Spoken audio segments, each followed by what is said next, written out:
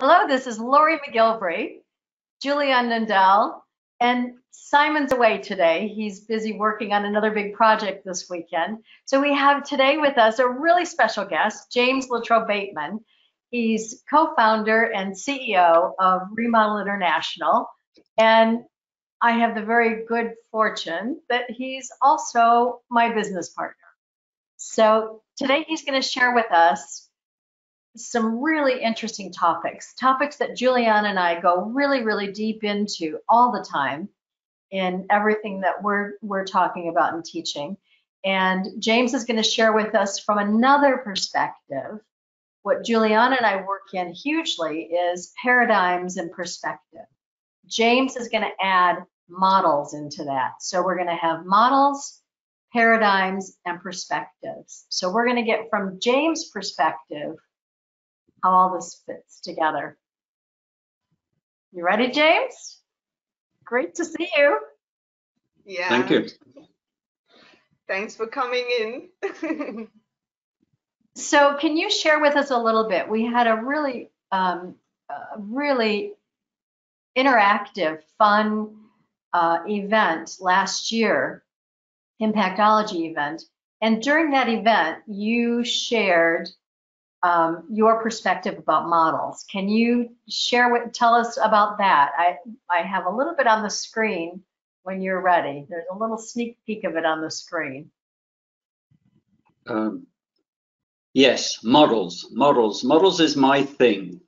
It's kind of what I do. You know, we're made that way, and I guess it's the way I'm made. But here's the funny thing. Actually, it's the way you are made as well, but I'm just probably a little bit more aware of it. So just to throw in a complete teaser to start off, what you see with your eyes is actually a model. In fact, what you really see inside your head is a kind of 3D cinema screen, because when you work out how the light gets to your brain, it's not a direct projection. It gets there, it gets processed. So in the process, your model, your brain has created a model of the world, and when you see stuff, it allows you to recognize what you're looking at. Now, this is a slightly perverse way of thinking about things, but it's actually really profound, and we haven't got time here to go into it. It would be lovely to talk about this another day, because a lot of the question of what is real is a really big question. Certainly here, so there's three of us, two-dimensional pictures here. You know, we think we believe ourselves to be real. We live in some kind of real world, but in fact, what the reality is not this TV screen, and it's the same with what we see. So models. The thing that's useful about models is that in fact, without models, you would be lost. You wouldn't even be able to walk, you know, or see anything or imagine things. You would have no picture for things. So models can be really good ways to get people to understand things, particularly a good way to get people to understand the same thing about things. So if you've got a question, an issue that you're trying to explain to lots of people who probably aren't on the same page, using models is a really good way of doing it. And one simple example is this. When I was at college at Cambridge University, this is long enough ago that we didn't really have many entertainments, to be honest. But in our college, we did have two things. We had a table football machine, and we did have a pinball machine. Now, I'm actually expecting everybody to know what a pinball machine is, but Laurie's got a picture of a kind of model pretend one. It's not really a pretend one, it's a toy one, actually. I don't know if you can put that up, Laurie. And I'm going to use this model of the pinball machine as a model of life, or how life could be, in order to illustrate a few points about your life and how you might improve it. We had this pinball machine, and you had to put your money in. You had to put some money in, of course, to make it work. But I probably only had a couple of goes on it because I find pinball machines immensely frustrating.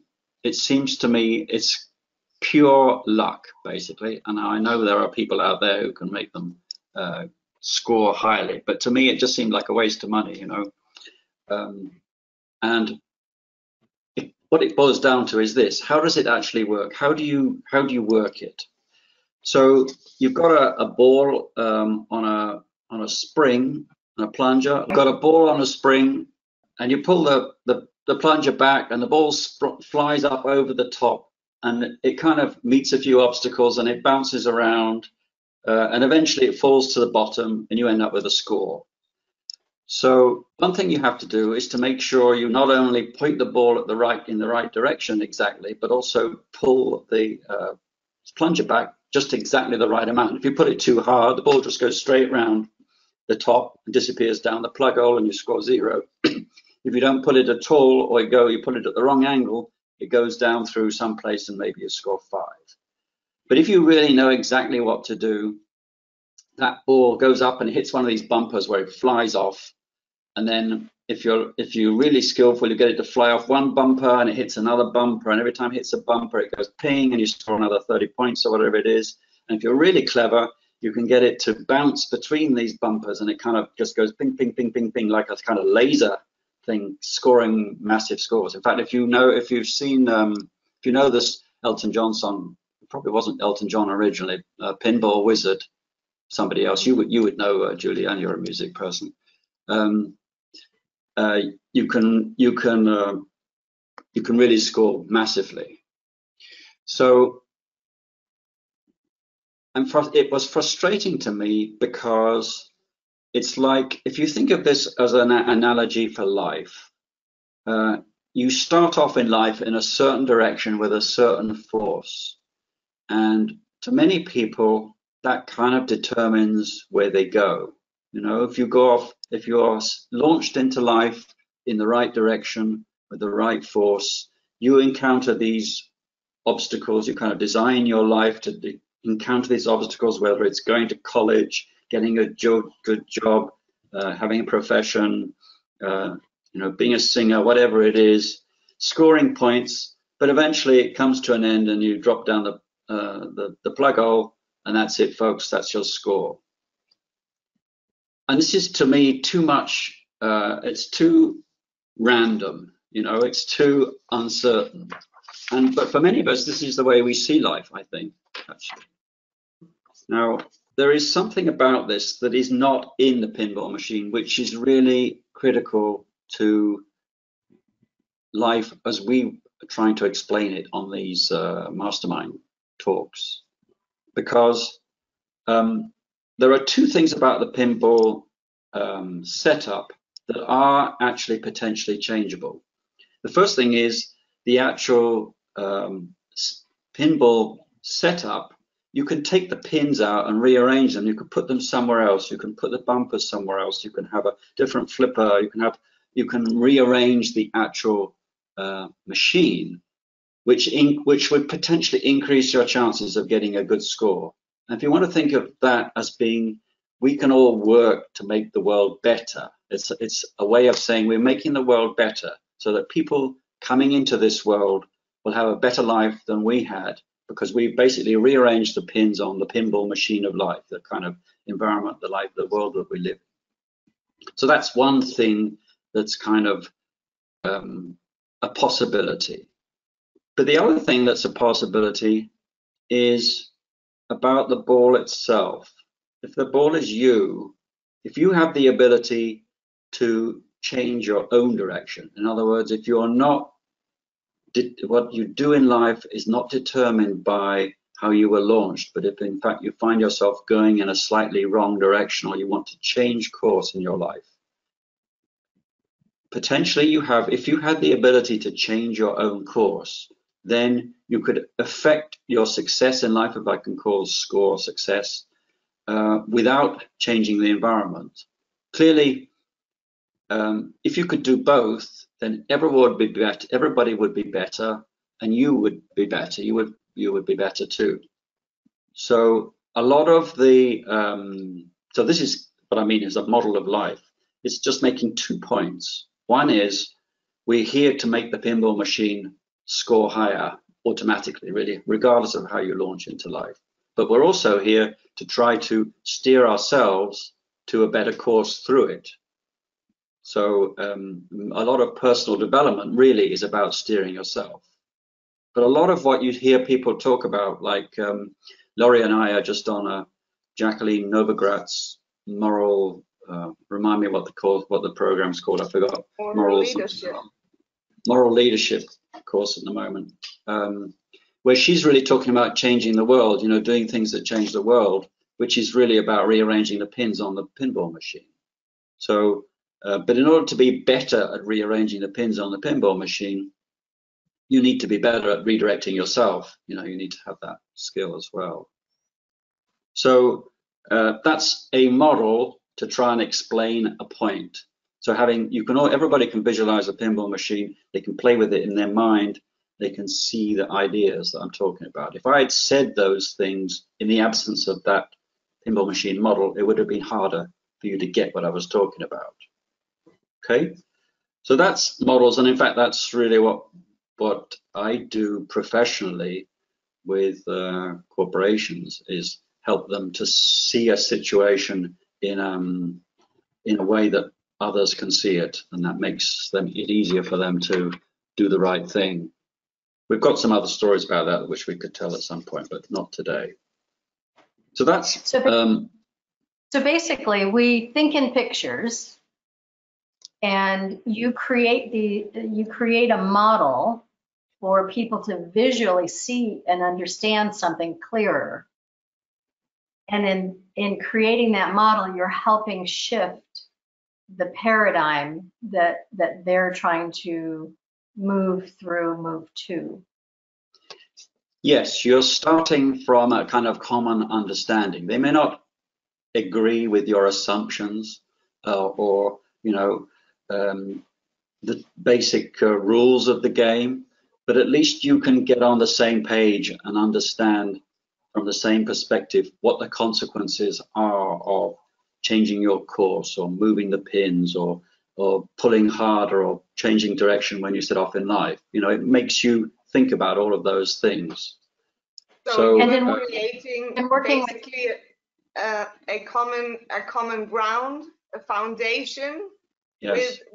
With the model, so that that you find some sort of foundation, whether that individual agrees or can identify with, but to some extent they can possibly identify with it, and then exactly, and then of course they have their own beliefs and their own challenging beliefs and limiting beliefs, of course, that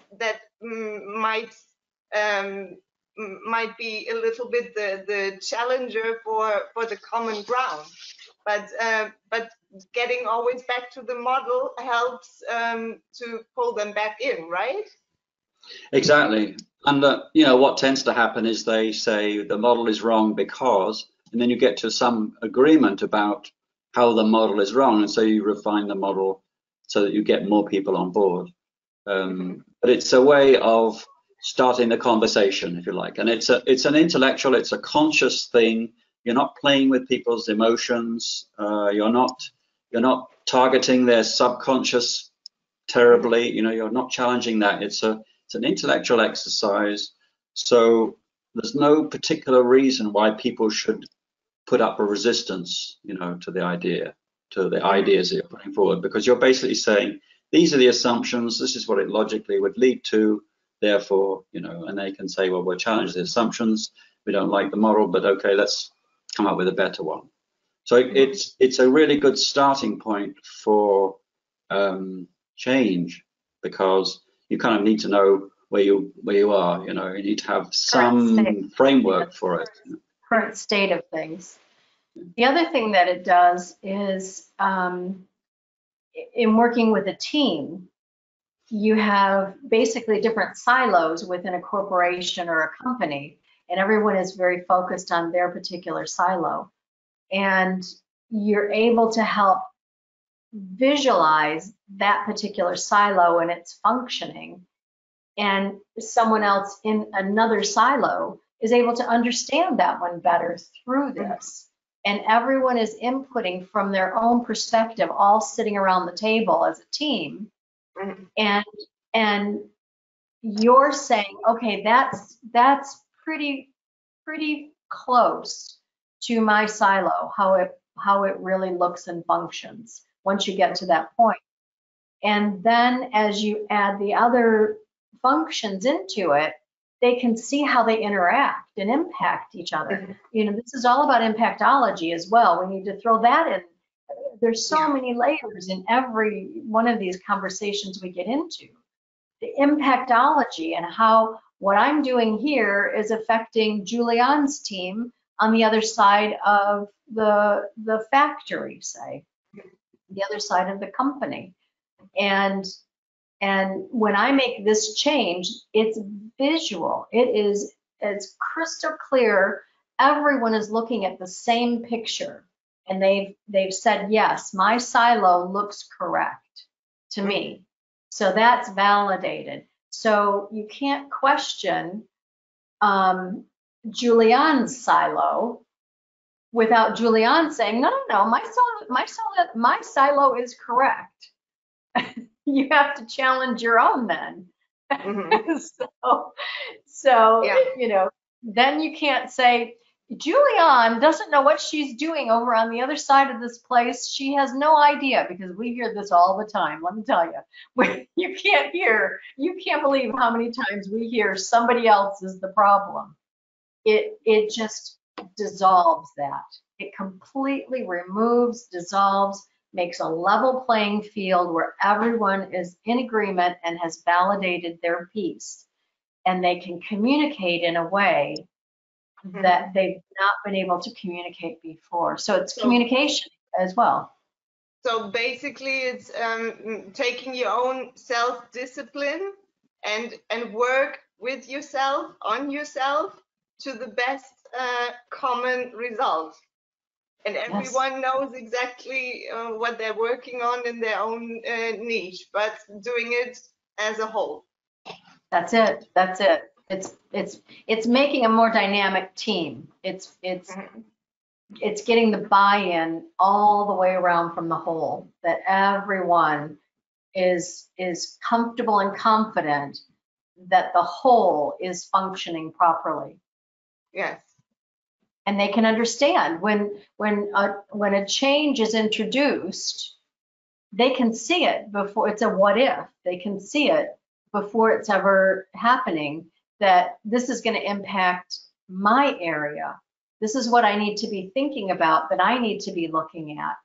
If we're going to do this project, this is how it's going to impact me or not impact me. They can see that before anything ever starts, and they can plan and prepare. It's all when you're able to help someone see things in a visual model in this form, you know, just like the pinball machine James is showing, it just removes so much angst and fear, and it isn't me. It's, you know, because all these things are a trickle and ripple. It's impacting everything along the way. Well, it is that we are thinking in pictures, as you said before, and if we don't really know what we have to think or what we should think, if it's something non-visible, non-tangible, then we are more likely to not stick to it or believe it or carry on with what we should be doing. Absolutely. And when people aren't able to see this from the whole, from the big perspective, and there's all these little projects that everybody is mandated to work on to get their end yearly review or quarterly review is based on whatever their projects are. They're working on projects just in a vacuum that they think are only working on their own silo. But anything you do, if there are other functions that are going on, that ripple effect, what I'm changing here, Juliane is going to be going on the other side going, I haven't changed anything. What just happened here? Why is this going haywire? Not realizing Lori made a change over in her particular area. That the ripple and trickle effect is So now would you impacting someone else negatively. would you say, James, that with that model paradigm, that communication is one key ingredient there, or else It's always about, it's always about communication. It's always about communication. So it's just a way of starting the conversation. Yeah. There's a whole lot more we could talk about that. In fact, I'd love to pick up on some things. But obviously, at the end of the day, somebody has to change. It's not just things that change, people have to change. And that's where, I don't know, I'm introducing the next topic. Maybe I should let Laurie talk first. So we have 30 minutes to talk about hours, days of things that we train people on. So the next thing is, I'm having a problem with these, the screens coming up, so I don't know if you can see it. Quite a few years ago, James worked on a project that he called 15 seconds of silence equals 15 million year on year. And he turned that into an article, and we'll be sure to put that article down in the description comments just below the replay here. So James, can you share that story, because there is so much power and impact in it was models, it was Socratic method, it was paradigm shifting, it was it just rippled through so many different things, and it was like it happened instantly. Can you share that story of 15 seconds of silence, which equaled 15 million increase year on year?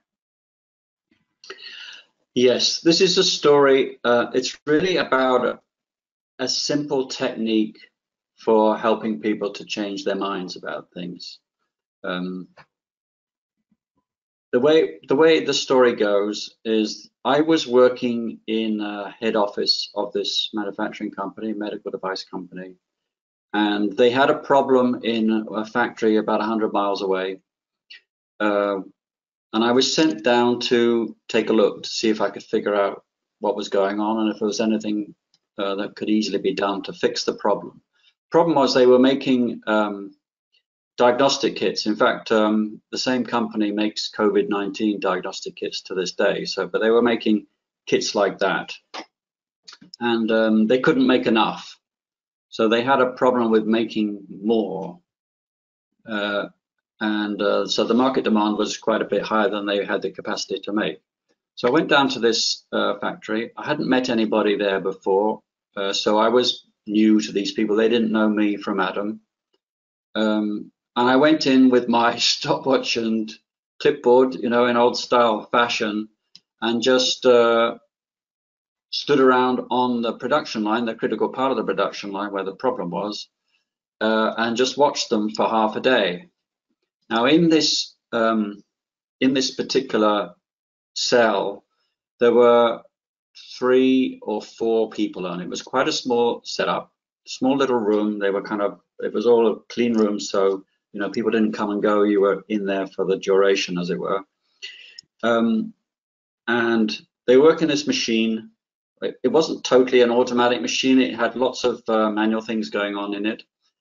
And so I watched this, and the people there, maybe we should start by talking about who the people were, because in the end, this is always a people issue. Or you think it always boils down to that, even if you think it's a machine problem. So there were really let's say there were 3 main characters. One was this guy, I'll call him Martin. who was, I'd been told, quote, watch him, you know. I think the supervisor had said, watch him, like he was the, quote, troublemaker, you know. And then there was someone else who was very much a follower, and there was someone else who was very clever, actually, but a good listener, wasn't going to put herself out, you know, wasn't going to stick her head out or neck out for anything. So anyway, so it was Martin was the guy. This was the guy I was supposed to watch, and he was supposed to be the problem. So in the terms that we talk about, he was the guy with the paradigm that needed to be shifted, if you want to think of it that way, supposedly. Though so far we don't even know what the paradigm was, and we don't even know what needs to be shifted, right? So anyway, I watched this machine for a few hours, made some notes, and I could see very, very quickly what the problem was. Now, it's never sufficient to simply say, I see the problem, and Mr. Martin, who knows it all, is never going to say, oh yeah, you're right. In fact, what he said to me at the very beginning, you know, when I first went in and I was introduced to him, he said, I'll eat my hat if you come up with anything. In other words, he was completely skeptical about any possibility of doing. So anyway, I could see what the problem was, and then unfortunately I'd just been learning about the Socratic approach on some training course that I'd been on just before that, and I thought, well, this is a case where we need to apply this, because the point about the Socratic approach is that you ask questions in a way that the person you're asking answers them himself, and in the end he comes out with the answer that you're looking for. So it's not quite leading questions, but you could think of it that way. You ask questions in a way that when people finally answer, they own that answer. They have to own that answer, because you haven't told them what to say, they say it themselves. So anyway, the issue was to do, without going into too much detail, this was to do with a bit of a bottleneck in this thing. And the bottleneck, so having seen there was a bottleneck, I then did a few little exercises with them. I took these three guys out, we went to coffee and we had a little chat, you know. I first of all had to ask some questions. Did they understand what a bottleneck was? In other words, had they ever been in a traffic jam on a motorway, you know? And so they were able to answer the question. When you answer the question, where there's a traffic jam on a motorway, where is the bottleneck? And in fact, the answer is at the place where you start to move again. In fact, it's not where you're stuck, it's the place where you start to move again. So they understood conceptually what the issue was. I didn't need to prompt them on that. They got the answers to that straight away. So then I knew, right, they had the mental wherewithal to grasp the answer when they got to it. So then there was the question, so they knew where the bottleneck potentially was. So then I said, so if you want to get the most number of cars through this bottleneck, what do you have to do? And they said, you've got to make sure there's always cars going through it. You don't want to have a point where people stop. You know, the proverbial rubbernecking that people do on motorways. I don't know if you know that phrase.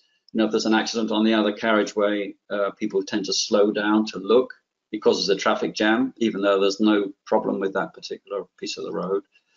You've got to keep moving. In fact, whenever I see an accident on the other side of the road, I say to myself, bottleneck, keep moving, stay at whatever speed, you know? The guy in front maybe, you know, maybe right on his bumper, but I'm not stopping the person on it, you know what I mean? So I then said, well, what do you have to do to maximize throughput? And the answer, which this is when I then had to wait, no, I didn't quite, this is the point at which I had to shut up, because I said, what do you have to do to maximize throughput? In other words, what do you have to do to keep the most going through this?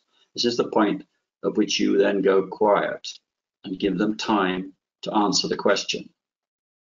And it took, I'd say it took 15 seconds for the guy to come up with the answer. But it was this guy, Martin, eventually came up with the answer you have to keep it working all the time. He's talking about the machine. So he said those words, you have to keep it working all the time. And then I took out my notebook that I had and I showed him where this machine was not working. So during the few hours I've been watching it, I've made a note of when it was working, when it wasn't working, when it was working, when it was not working. And you could see on the record that I've got that for 25% of the time at least, this machine was not doing anything because they was, quote, proverbially rubbernecking, you know, they were off doing something else.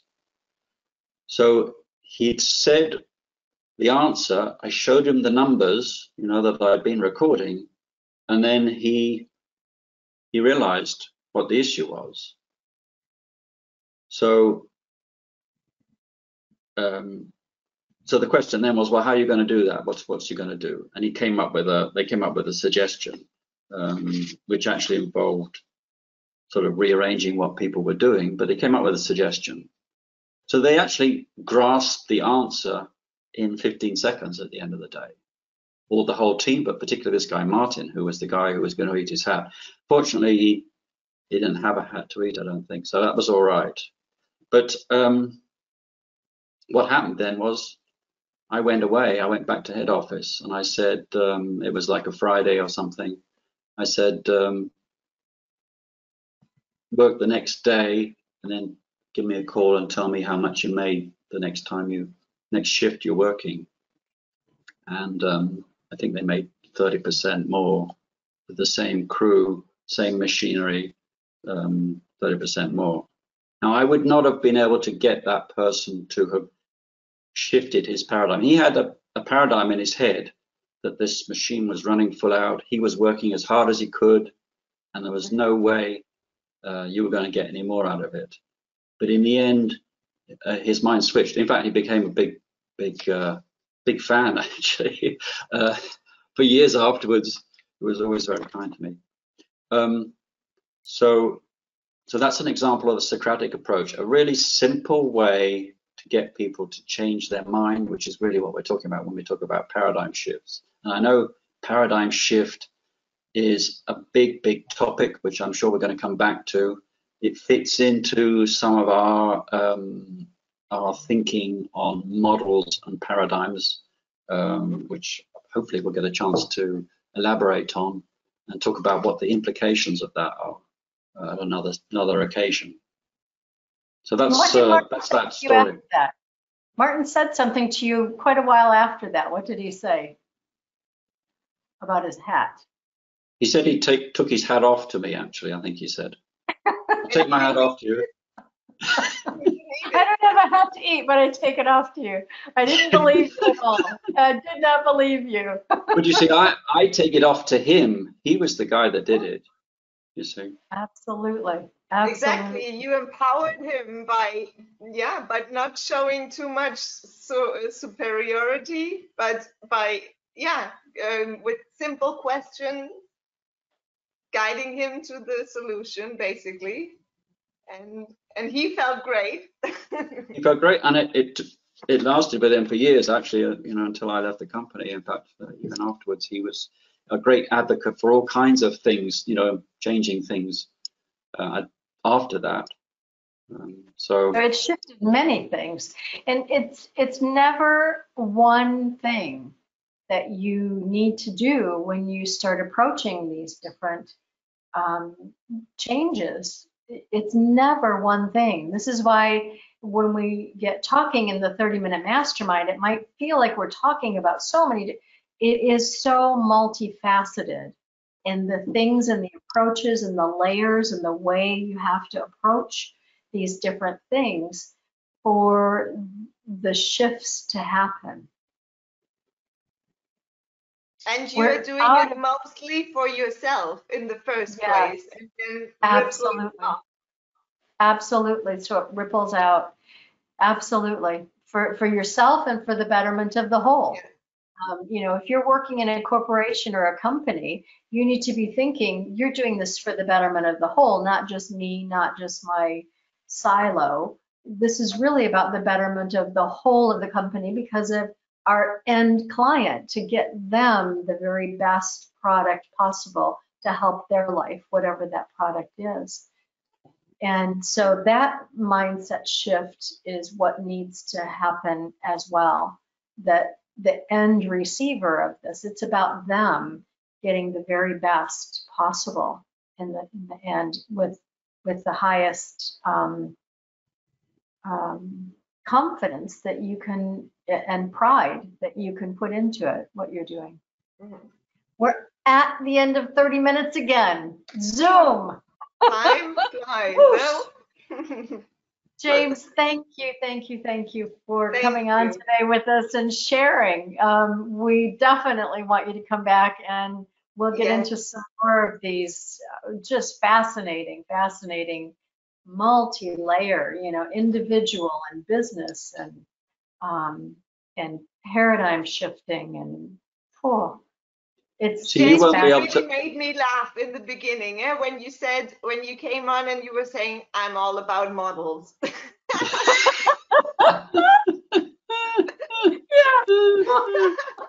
It's so much bigger and so much more and so much deeper. That's just the simple model of what he does. Exactly. Got to dig deeper. It's the. I'll be honest with you. I think people say the old elevator, not even the elevator pitch, but you're at a cocktail party and people will ask you, what do you do? Maybe I should say that all the time. Juliane, thank you. Great to see you again today. And we'll be back next week. And Simon should be back with us then as well. And I believe we're going to pick up where we left off last time on introvert, extrovert, ambivert. Exactly. Wishing you an amazing week ahead, and we'll see you next Friday. Mwah. Have a great week. Thank you. Ciao. Ciao.